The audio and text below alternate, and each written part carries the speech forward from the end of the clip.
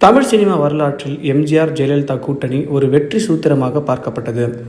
அந்த காலகட்டத்தில் ஜெயலலிதா பெரும்பாலும் எம்ஜிஆர் படங்களின் வெற்றிக்கு துணை நிற்கும் ஒரு கவர்ச்சி நாயகியாக அறியப்பட்டார். ஆனால் அவருடைய உண்மையான நடிப்பு திறமையும் ஒரு நடிகையாக அவரது ஆளுமையும் முழுமையாக வெளிக்கொண்டு வந்தது நடிகர் திலகம் சிவாஜி கணேசன் தான் என்று பரவலாக கூறப்படுகிறது. சிவாஜி கணேசன் படங்களில் ஜெயலலிதாவுக்கு கிடைத்த கதாபாத்திரங்கள் அவருடைய நடிப்பு பயணத்தில் ஒரு திருப்பு முனையாக அமைந்தன.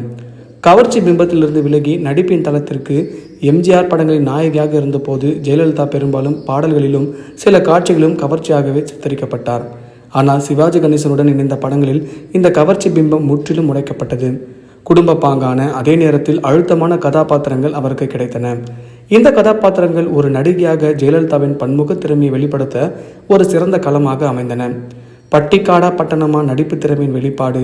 1972 வெளியான பட்டிக்காடா பட்டணமா திரைப்படம் ஜெயலலிதாவின் நடிப்பு திறமைக்கு ஒரு சிறந்த சான்றாக அமைந்தது. இந்த படத்தில் கிராமப்புறத்தை சேர்ந்த சிவாஜியின் கதாபாத்திரத்திற்கும் நவநாகரிக நகரத்து பெண்ணான ஜெயலலிதாவின் கதாபாத்திரத்திற்கும் இடையே உள்ள பல மோதல்களே படத்தின் மையக்கருவாக இருந்தது. இந்த படத்தில் ஆங்காங்கே சில கவர்ச்சி காட்சிகள் இடம்பெற்றிருந்தாலும் படத்தின் வெற்றிக்கு ஜெயலலிதாவின் துடிப்பான நடிப்பும் சிவாஜியுடன் அவர் மோதும் காட்சிகளுமே பெரும் காரணமாக அமைந்தன. குறிப்பாக கிராமத்து கலாச்சாரத்தை புரிந்து கொள்ள முடியாமல் தவிக்கும் நவீன பெண்ணின் கதாபாத்திரத்தை ஜெயலலிதா மிக நேர்த்தியாக வெளியெடுத்திருப்பார்.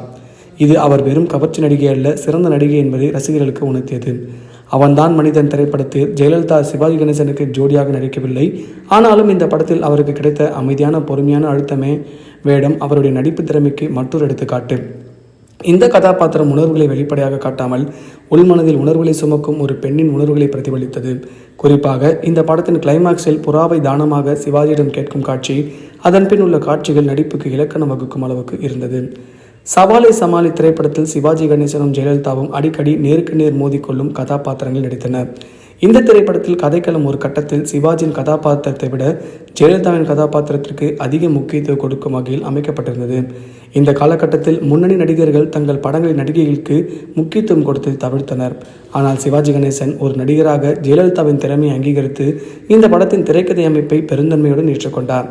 இந்த படத்தில் சிவாஜிக்கு இணையாக ஜெயலலிதா வெளிப்படுத்திய ஆக்ரோஷமான நடிப்பு பார்வையாளர்களிடம் பெரும் வரவேற்பை பெற்றது. சிவாஜி கணேசன் படங்களில் நடித்ததால் ஜெயலலிதா தனது நடிப்பு திறமை வெளிப்படுத்த ஒரு பெரிய வாய்ப்பு கிடைத்தது. சிவாஜி கணேசன் படங்களில் ஜெயலலிதாவுக்கு கிடைத்த வலுவான கதாபாத்திரங்கள் அவரை கவர்ச்சி நாயகி என்ற பிம்பத்திலிருந்து விடுவித்து திறமையான நடிகையாக மக்கள் மத்தியில் நிலைநிறுத்தின. இது ஜெயலலிதாவின் அரசியல் வாழ்க்கையிலும் ஒரு சாதகமான தாக்கத்தை ஏற்படுத்தியிருக்கலாம். ஒரு நடிகையாக அவர் பெற்ற இந்த ஆழமான அனுபவம் பின்னாளில் ஒரு அரசியல் தலைவராக தனது ஆளுமையை நிலைநிறுத்த அவருக்கு உதவியது. மொத்தத்தில் சிவாஜி கணேசன் ஜெயலலிதா கூட்டணி தமிழ் சினிமாவுக்கு ஒரு சிறந்த